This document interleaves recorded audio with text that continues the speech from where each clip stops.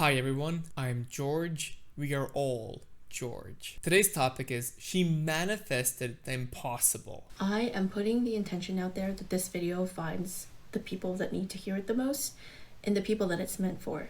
If you don't believe in any manifestation whatsoever, this video is not for you. Please click out of this video because this is really not for you. So I want to start off by saying that manifestation is so freaking real. It's just there are two things that you need to do it. And I'm going to tell you this with a real life story that just happened, and I reflect back on it and I'm like, this is the mental state and the energy that I was giving into this whole manifestation. And Manifesting is real. People want to see proof. Like, how can I manifest things? When I hear this question, I just simply say, you're already manifesting. Everything around you, you already manifested it. Through your own identity, through your own thoughts, through your subconscious. Everything around you already exists because you manifested it in your life. I'm opening up one-on-one coaching. It's the first link in my description. If you need any help and anything about your manifestation, your identity, if you're having some problems, some worries, if you're scared, contact me and let's do this. It's finally time for you to change your life. And it happened in the most unlikely at all odds that it could be, because I was not in the best mental and physical state when this happened. So I want to say that, start off, the first one is that I was having a delusional mindset. I thought that it was already done. No, not even thought. I was thinking, or thought, you could think in past tense, but I was thinking that this is already done. God, the universe, the creator, whatever you believe in. I'm Catholic, so I pair up manifestation with Catholicism. Is that how you say it? But I pair it up with this Catholicism. manifestation stuff and my religion.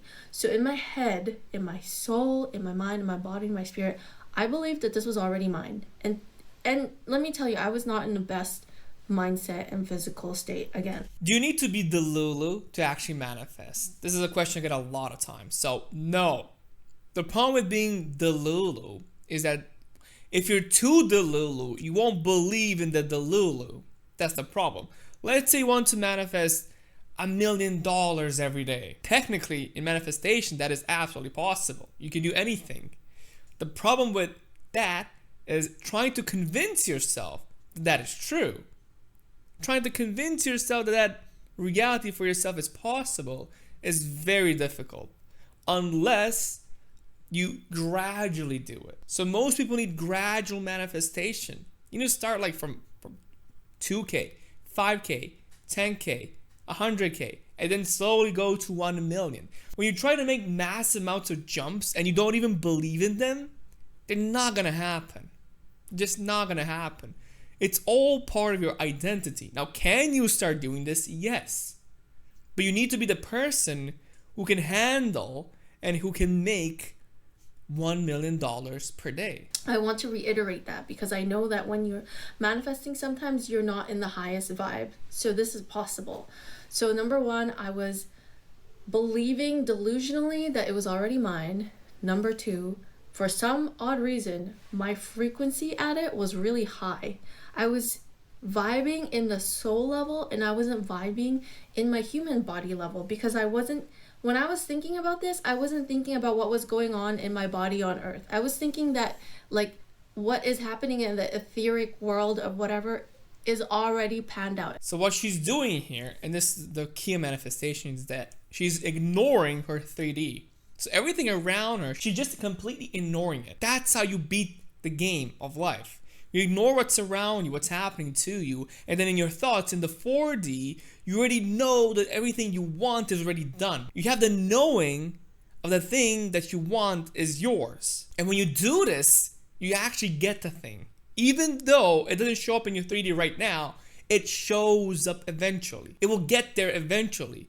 But you need to know that it's already yours. The story is, I've been having this pain in my body for so many freaking months. And I have a medical and healthcare background, and I know that if there's a pain that's persistent in a specific area in your body and your tests keep coming back normal and it's just superficial tests that you're getting done, you need to get a further examination done that really just looks at the microscopic portion of your body where it's happening.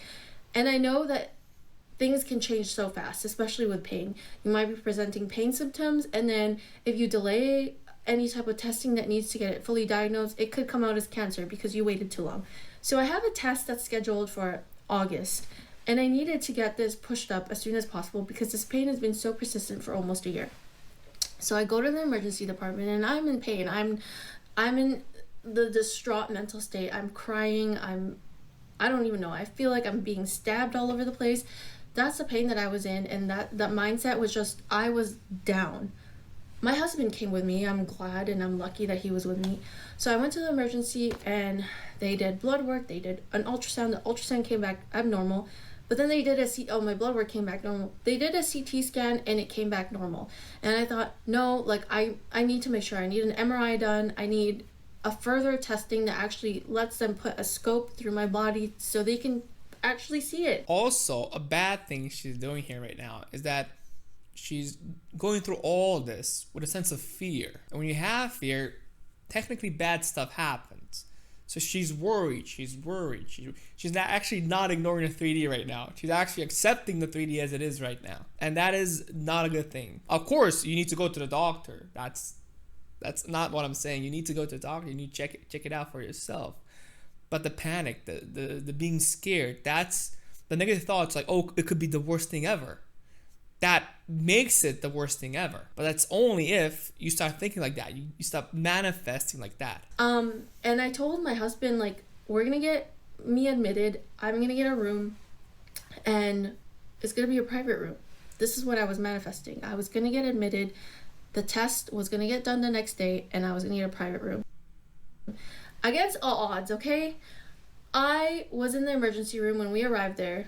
Let's go back a few steps. When we arrived there, apparently the ED that day started off with 100 plus patients in the morning. And obviously, as time went by, I went a little bit later in the day. There's probably been more than 100 patients that day.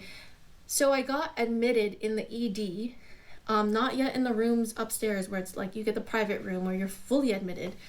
So I got a room in the ED, and it was a gurney or stretcher, whatever you want to call it. And it was one of those rooms where you like open the curtain and you could see your neighbors and other patients in the ED.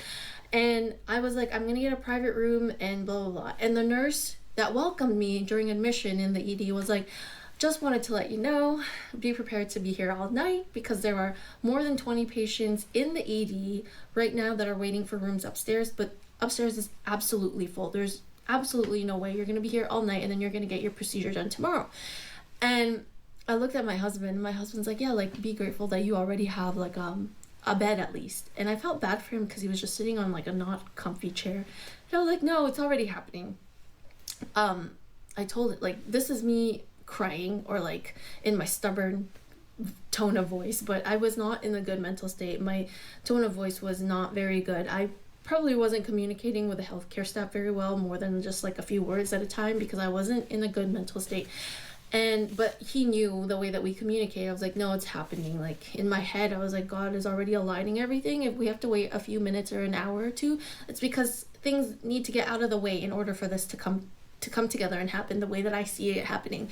So again, her 3D is telling her, oh, this room is for you. This is yours. You're going to be here. There's 20 people out there. It's packed. It's full. There's nothing you can do. You got to be here. But she ignores that. She's not angry at the person. She just ignores it. She's talking very little because she knows in her 40s, she understands that she's going to get that better room. That it's already hers. And she's trusting God. She's trusting herself, the universe, that she will get that. And she understands that it's going to probably take a couple of minutes, maybe an hour, maybe two, but I am going to get that. She knows it's hers. Maybe an hour after we had that conversation. Mind you, this was at midnight. Nobody's getting discharged. There's 20 plus patients. I'm not on that priority list to get a room upstairs. So maybe like 45 minutes to an hour after me and my husband had this conversation, the nurse comes in and she's like, I don't know how this happened, but there's a room available upstairs and you're going. And I was like, I just looked at my husband and I'm like, Oh my God. So we didn't know if it was going to be a shared room or a private room, but in my husband's head, it was a shared room. But in my head, I'm getting a private room. And when the nurse gave the report to the unit that I was going to, she said, this is for a patient, blah, blah, blah, going into room number, bed 1. And usually when you state the bed number when you're giving reports, because it's a shared room. So I thought, oh, okay, fine. At least I get a room. At least it's shared. And I was like, I really hope it's like, I don't know. I want to be able to wash up. I felt disgusting. I hate that feeling. No matter how sick or how drunk or how out of the loop I am, I need to wash up and brush my teeth and be clean for bed. And my husband was like, that's fine. Like, at least you get a bed and at least we're comfortable. Maybe after the nurse told us, we were waiting for another hour and a half, and I was like, what is taking so long? I'm like, I already have a room. Why aren't they moving me? So maybe after an hour and a half-ish, the nurse calls again, and they're like, oh yeah, it's ready now. So they send a transporter, and another 20 minutes go by. So as the transporter comes and gets me and is pushing me on the stretcher, my husband asked the transporter and was like, oh, we're going to a shared room, right? And the transporter was like, no, actually, she was going to go to a shared room, but the room that we're going to now is private. Apparently, the patient that was there, their level of care changed, and they needed to go to a different unit to get that level of care. So she's now going to a private room. Boom. There you go. When you're super specific, you super specifically get that thing that you want. So her husband thought, oh, she's going to get the shared room this whole time. But no, this whole time she wanted the private room for herself. And just knowing she's going to get that, even though, again, her 3D is showing the exact opposite. It's going to be a shared room. You're not going to get it. You see it's labeled bed number 1. No, it changed. Her reality changed. She entered a reality where she got the exact room that she wanted. And when I heard that, I was like, oh my gosh. I didn't do that, but my emotions inside were like, oh my gosh. So when we get into the room, I look at the room. It's a private room. There's a beautiful garden of a view. And I just think to myself, like, I manifested this. And I want to reiterate again that I wasn't in a good mental state. I was really low mentally in my human physical body. But in my mind, in my soul, I had unwavering delusional belief that this situation already happened. It's already there. It's already waiting for me. It's meant for me. It's the knowing. Again, it's all about the knowing. It's all about the identity. It's super simple. A lot of people say that it's all about emotions. Your emotions dictate your reality. That is not true completely. Emotions can make things faster. You can believe things faster with emotions. So emotions do help, but they're not the main factor. Why? How do we know this?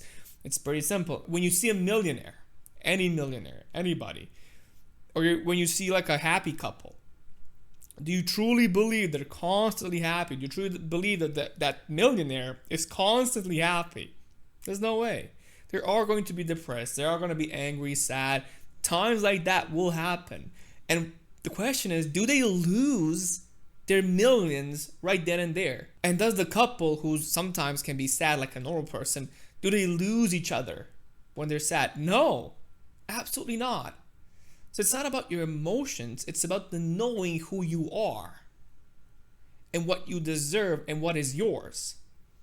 Once you get in the knowing of the things that you want and knowing that you have them, then you truly have them. So the millionaire, he knows that he's a millionaire.